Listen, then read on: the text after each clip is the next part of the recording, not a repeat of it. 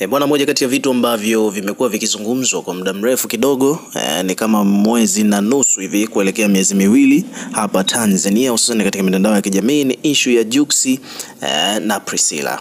Bwana, issue ya ndoa ya Jux na Priscilla bwana ni moja kati ya vitu ambavyo vimefanya Jux awe very famous, awe very popular. Yani Jux amepenetrate Nigeria kiulaini sana kutokana tu na kwamba sasa hivi ni shemeji yao. Bwana, hili swala limekuja kuzungumzwa tena katika media ya Wasafi FM pale mara tu baada ya Jux kwenda kufanya interview. Na Jux amezungumza mambo mengi sana actually, vitu ambavyo kiukweli vimeibua mijadala mingi sana mizito.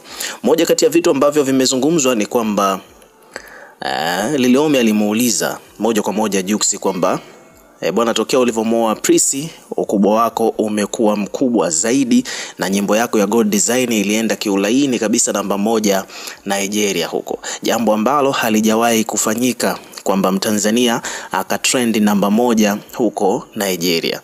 Umeona bwana? So watu wengi sana wametengeneza scenario kwamba Jux sio wanamwamini kwenye mziki, lakini ndoa ndio kitu ambacho kimepush zaidi kazi yake na career yake ya mziki, hususan kimataifa, hata huko Afrika Magharibi, Nigeria. Umeona bwana? Kwa hiyo Jux mwenyewe amekiri kwamba ni kweli kwamba issue ya ndoa yake yeye na Priscilla imesababisha au imepush zaidi popularity yake na mafanikio yake huko Nigeria. Kwa hiyo ni kitu ambacho Jux hajakwepa wala haja fake wala kuzungumza vitu vya ajabu. Lakini pia at the end of the day amesema pia vile ni kwamba hawezi akasema tu kwamba ndoa yake ndio iliyosababisha wimbo wake uende namba 1 kule Nigeria, lakini pia amesema kwamba wimbo wenyewe uwezi tu katoa wimbo wa ajabu alafu kaenda namba 1 Nigeria, mpaka nyimbo imefika namba 1 pamoja na support ambayo ameipata kama shemeji yao, lakini pia ngoma ilikuwa na viwango, ngoma ilikuwa ni kali. Umeona So hivyo ndivyo mambo yalivyo. Kwa hiyo Jux amezungumza wazi kabisa kwamba kutokana na kwamba Nigeria kuna majiant wa muziki, kuna wasanii wakubwa sana wa muziki ambao wanafanya vizuri kimataifa. Ukitoa ngoma ambayo haijakaza, hata kama ukiwa ni shemeji yao, haiwezi kafika namba 1, lakini hiyo ngoma yake aliyoitoa God Design ni nyimbo ambayo ilikuwa ni kali, lakini pia ukizingatia kwamba na yeye pia ni shemeji yao, ndio maana ngoma hiyo ikaweza kupropel moja kwa moja mpaka number 1 on trending huko Nigeria kwenye chati mbalimbali. Umeona bwana Lakini pia vile ni kwamba Jux na Diamond Platnumz bwana wameahidi kwamba wanakuja na project kati yao, kwamba wanakuja na EP au album ya pamoja kati yake yeye na Diamond Platnumz. Na hili ni swala ambalo lilizungumza London mbele ya mashabiki wao wakiwa wako jukwaani, waliweka hilo swala wazi kwamba kuna project ambazo zinakuja kati yao. Jux pia amejibu kuhusiana na hiyo issue, amezungumza na akasema kwamba of course kuna project tayari, lakini Diamond mambo yamekuwa ni mengi, kila akitaka kutoa, kila akitaka kuifinalize hiyo ngoma, kuna baadhi ya vitu amekuwa akiviongezea kwa muda mrefu sana. Kwa hiyo mpaka sasa hivi hapa ni kwamba ni issue ya muda tu. Basi muda ukifika, jambo likitimia, ngoma nyingine kutoka kwa Jux na Diamond itaachiwa mtaani. Yani kwamba Diamond kumbe bwana ndiye ambaye anasababisha ngoma yao nyingine mpya inachelewa kutoka, kwa sababu kila wakisikiliza finalization imekuwa kipengele, kutokana na kwamba Diamond amekuwa akiongeza vitu kadri ya siku zinavyozidi kwenda. Na hiki ni kitu ambacho watu wengi sana wamekuwa wakizungumza. Nadhani moja kati ya maproducer kama sikose, kama sio Maneke, na hisi ni Maneke, producer mmoja hivi wa zamani sana wa Tandale, alishawahi kuzungumza akadai kwamba Diamond bwana ni perfectionist, wanasema hivyo. Yani ni mtu ambaye anataka kitu kiwe perfect kama Michael Jackson alivyokuwa huko zamani. Nadhani utakuwa unakumbuka hiyo historia ya Michael Jackson na producer wake anaitwa Quincy Jones.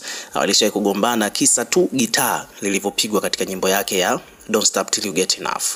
Umeona Kwa hiyo Michael naye alikuwa gambishi sana studio. Sasa Diamond naye pia yuko hivyo. Kwa hiyo ni moja kati ya character au situation ambayo inafanya nyimbo mpya ya Jux na Diamond kuchelewa kutoka, kwa mujibu wa Jux alivyozungumza. Lakini pia vile Jux ameelezea kwamba ngoma ya God Design ni nyimbo ambayo kiukweli hakutegemea itakwenda vile, na yeye mwenyewe pia ameisifia kwamba ni nyimbo ambayo inaongoza kwa streams huko Spotify kuliko wimbo wowote kwa mwaka huu hapa 2025. Umeona Wimbo huo umetoka ndani ya wiki ndani ya wiki, ukizungumzia ndani ya wiki ilishaanza kukimbiza huko Spotify, lakini ukizungumzia kuanzia Januari mpaka sasa hivi, nyimbo ambayo ina streams nyingi zaidi kwa mwaka huu 2025 ni wimbo wa God Design. Umeona? Kwa hiyo Jux ameelezea jinsi ambavyo wimbo wake umekuwa streamed zaidi huko Spotify. Umeona bwana? Lakini pia vile vile Jux akaulizwa swali kuhusiana na ex wake anaitwa Karen. Umeona bwana? Ambapo kuna vitu ambavyo Karen alivizungumzaga baada ya Jux kuamua kuoa. Umeona bwana? Sasa wadau wakamuuliza pale swali Jux kwamba bwana, hii issue ya ex wako tumeona kuna vitu amevizungumza, amesema kwamba yeye ndo anayependwa na vitu vingine kama hivyo, na hayo yote aliyazungumza baada ya Jux kuoa. Je, Jux ana kipi cha kuzungumza kuhusiana na hiyo issue? Nini kinaendelea kuhusiana na Karen alichokizungumza, au yeye alijisikiaje wakati ndoa yake inaendelea na Karen alikuwa na posti vitu tofauti mitandaoni kumuhusu Jux? Kwa hiyo pia vile vile huyu Karen alimwaccuse Jux kwamba yeye ndo aliyemcheat na vitu vingine kibao. So kwa mujibu wa Jux, yeye bwana alivyoulizwa hilo swali hakutaka kuelezea sana hiyo issue ya Karen.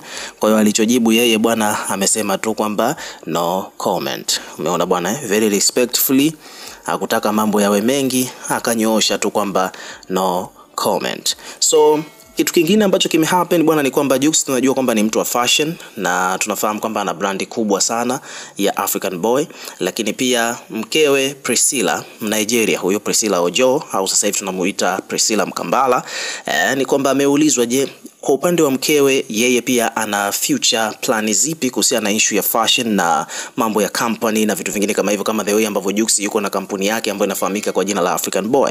So Priscilla naye pia ana kampuni yake ya bags za wanawake, ambapo yeye pia Jux amesema kwamba kuna mipango mikubwa sana ya kati yake yeye na Priscilla kwenye upande wa biashara, hususan katika upande huo wa fashion. Unaelewa? Kwa hiyo kumbe kama ulikuwa ufahamu ni kwamba Jux bwana ni kwamba Jux na Prissy wamekutana, kumbe wote wana common ground tuseme, au vipi bwana, wana share things in common, kwamba wote ni watu wa fashion. Jux ana African Boy, Priscilla naye pia ana brand yake ya bags ambazo anaziuza. So hivyo ndivyo mambo yalivyo. Lakini pia kuna hii issue ya mambo ambayo watu huko mtandaoni bwana walishaanzaga kuzusha wakidai kwamba Jux bwana ana deni. Na nadhani huyu kama sikosea alikuwa ni Mwijaku. Mwijaku alisha kuzungumziaga hii issue akasema kwamba Jux bwana alikopa pesa kwa ajili ya kwenda kufanya harusi. Kwa hiyo hilo swali bwana of course aliulizwa pale Wasafi FM. So aliulizwa kwamba je, Jux ni kweli kwamba amekopa milioni 500 na pesa nyingi sana, watu walikuwa wanasema kwamba pesa zilikuwa zinatembea, pesa zilikuwa zinaisha kuhusiana na hiyo issue ya harusi. Kwa hiyo Jux amesema tu kwamba sio kweli. Mwijaku sometimes ni mtu ambaye huaga hataki kuchukuliwa serious, kwa hiyo vitu ambavyo alivyokuwa amevizungumza havikuwa na ukweli wowote. Jux ni businessman. Kwa hiyo kama ameamua kufanya jambo liwe kubwa kiasi kile alikuwa tayari ameshajipanga, kwa hiyo hakukopa. Na issue ya harusi kuwa nyingi, zinaonekana ni nyingi, lakini ni harusi ambazo hazikuwa expensive hivyo. Kwa mfano, traditional ambayo ilifanyika Nigeria ilikuwa ni send off kwa upande wa kike. Kwa hiyo yeye alikuwa tu kwenda tu yeye na watu wake, lakini kila kitu kilifanyika wao wenyewe ndo waligharamia. Umeona? Kwa hiyo Jux amefafanua vizuri kabisa kwamba ile traditional wedding ya Nigeria au baadhi ya sherehe ambazo tulikuwa tunaziona ni wenyewe wale wa Nigeria walikuwa wamezigharamia.